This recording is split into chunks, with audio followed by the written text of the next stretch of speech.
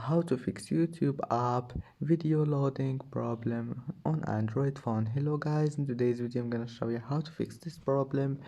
And first just go to settings and then scroll down until you find storage, and here we'll find cleanup. Click on it, and then just here we'll find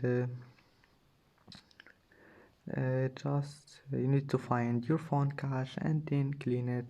Junk files or cache, here we'll find it. Just clean your phone and wait for it. Click on it and click delete, and that's it. Now just go to settings, app, and app again, and here type YouTube, click on it, click force stop, and then go to storage, clear cache.